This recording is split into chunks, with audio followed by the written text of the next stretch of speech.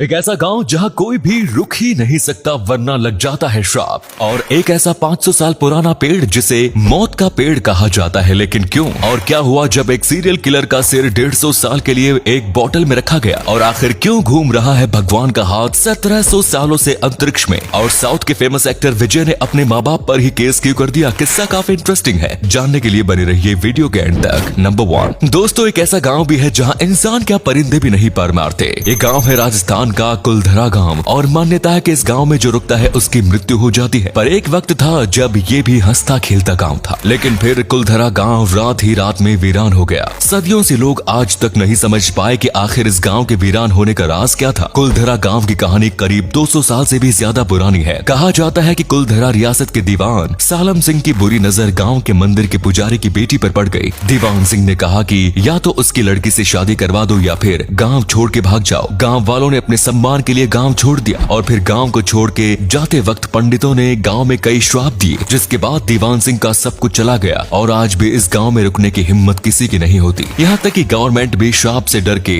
यहाँ कोई भी काम नहीं करवाती। नंबर 2 1700 साल से मंडरा रहा है अंतरिक्ष में भगवान का पंजा। जी हाँ, आपने सही सुना। नासा ने खुद कहा कि ये पंजे जैसे आकार की चीज क्या है ये कोई नहीं जानता, पर सब लोगों की अलग अलग मान्यता है। कुछ मानते हैं कि ये भगवान का पंजा है, तो साइंटिस्ट मानते हैं कि ये बस एक संयोग है, यानी कि ये आकार बस गलती से बन गया। नासा का ये भी कहना है कि ये दरअसल किसी तारे के फूटने से जो एनर्जी रिलीज हुई है वो है। इसका आकार बस पंजे की तरह है। और नासा का तो ये भी कहना है कि अब तक तो ये पंजा नष्ट भी हो गया होता, क्योंकि ये धरती से बहुत दूर है, जिसके चलते ये अब जाके हमें दिख रहा है। आपको क्या लगता है, क्या ये भगवान का पंजा है या बस संयोग? नंबर 3 प्राचीन मिस्र में इंसानों के शवों को प्रिजर्व किया जाता था, जिनकी ममीज अब भी आए दिन मिलती रहती है। लेकिन आपको जानकर आश्चर्य होगा कि पुर्तगाल की यूनिवर्सिटी में डियोगो एल्वेज नाम के एक सीरियल किलर का सिर करीब 150 सालों से प्रिजर्व है। डियोगो एल्वेज नौकरी की तलाश में लिस्बन आया था, लेकिन बन गया था पुर्तगाल का सबसे खूंखार सीरियल किलर, क्योंकि इसको नौकरी नहीं मिली, जिसके बाद फ्रस्ट्रेट होकर ये लोगों को मारने लगा। और तो और ये बहुत शातिर भी था, लेकिन इसे पुलिस ने कुछ सालों के बाद पकड़ लिया। इतने सालों में इस आदमी ने कई लोगों की जान ले ली थी, और इसको पुलिस ने पूछा तुम ऐसा क्यों करते हो, तो उसका जवाब था कि इसको मजा आता था। फिर इसको फांसी दे दी गई, पर इसके सिर को बचा के रखा था, क्योंकि वैज्ञानिक देखना चाहते थे कि ये एक सीरियल किलर का दिमाग कैसा होता है। पर ज्यादा कुछ न मिलने पर ये आज भी कांच के जार के अंदर बंद पड़ा है।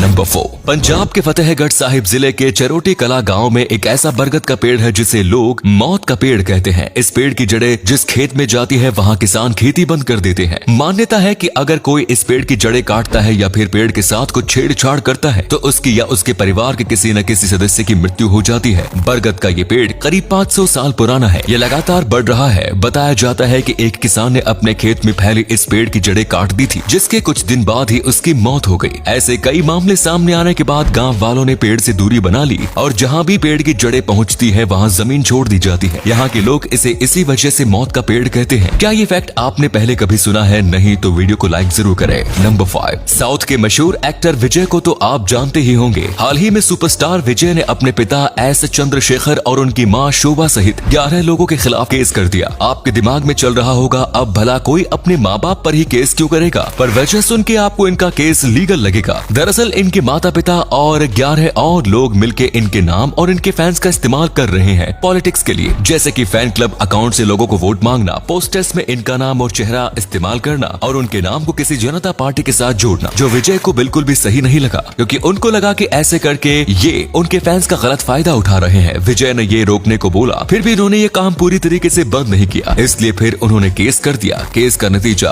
अब तक सामने नहीं आया। नंबर 6 दुनिया में ऐसे भी आइलैंड है जो डरावने और रहस्यमयी है। डॉल्स आइलैंड नाम से मशहूर इस आइलैंड से एक कहानी जुड़ी है जो बेहद भयानक है। ये आइलैंड यहाँ के पेड़ की शाखाओं पर लटकी हजारों डरावनी डॉल्स के कारण मशहूर है। मेक्सिको सिटी से 17 किलोमीटर दूर स्थित इस आइलैंड का नाम है ला इस्ला डी ला म्यूनेकास।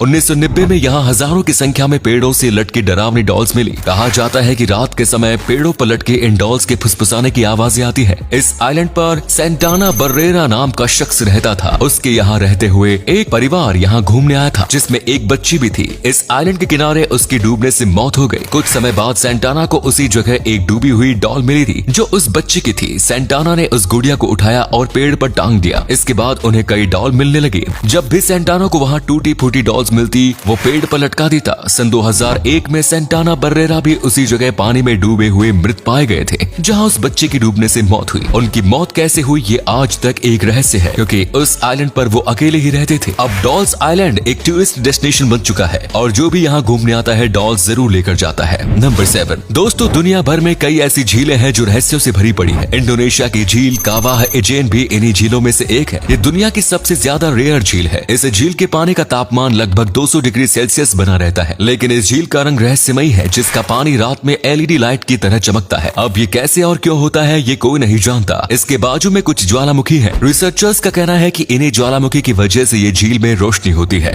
नंबर 8 एक ऑस्ट्रेलियाई महिला जिसने स्कैमर्स कॉल होने के संदेश में कई बार आए कॉल को रिसीव नहीं किया। जब उसने आखिरकार फोन उठाया तो उसे मालूम चला कि उसने लगभग $1.5 मिलियन यानी 11 करोड़ से ज्यादा रुपए का लॉटरी जैकपॉट जीता है। तस्मानिया के लाउंसेस्टन की रहने वाली महिला ने द लॉट नाम के लॉटरी शो में नाम डाला था। फिर इन्होंने कॉल उठाने के बाद गेम के अधिकारियों को बताया कि वो उनके फोन कॉल को उठाने से बच रही थी क्योंकि वो नंबर को नहीं पहचानती थी। महिला ने कहा, मैं कभी भी उन नंबरों से आने वाले कॉल का जवाब नहीं देती जो मुझे नहीं मालूम, क्योंकि मुझे लगता है कि वे फर्जी कॉल्स होते हैं और गेम वालों ने ये आखिरी कॉल किया था। अगर ये कॉल ना उठाती तो ये दूसरे व्यक्ति को कॉल करने वाले थे। आप कह सकते हैं कि ये बाल बाल बची। सो फ्रेंड्स, वीडियो अच्छा लगा तो लाइक कर देना और अपने दोस्तों के साथ इस वीडियो को शेयर जरूर करें। धन्यवाद।